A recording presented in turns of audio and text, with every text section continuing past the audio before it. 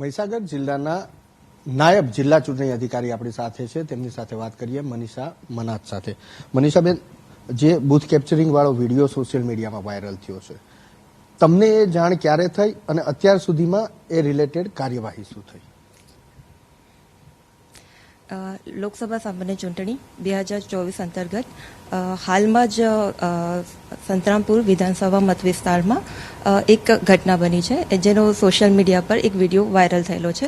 મને પણ આ ઘટનાની જાણ જે છે એ વોટ્સએપના માધ્યમથી જ થયેલી હતી આજે સવારે 5 વાગ્યાની આજુબાજુ.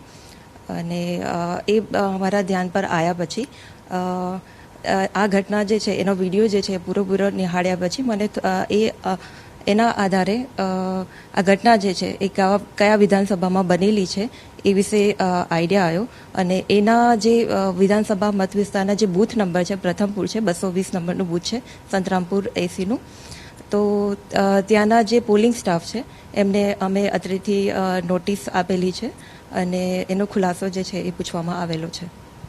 અચ્છા, ક્યાં સુધીમાં આજે તમારી પ્રક્રિયા છે એ પૂરી થઈ જશે? કારણ કે જે મુખ્ય ચૂંટણી અધિકારી ગુજરાતના છે એ તમારા રિપોર્ટની રાહ જોઈ રહ્યા છે કાર્યવાહી માટે. આજે અમે નોટિસ આપેલી છે, તો એનો ખુલાસો જે છે એ આવી જાય એના પછી જે છે ઘટતી કાર્યવાહી છે અમારા તરફથી કરવામાં આવશે.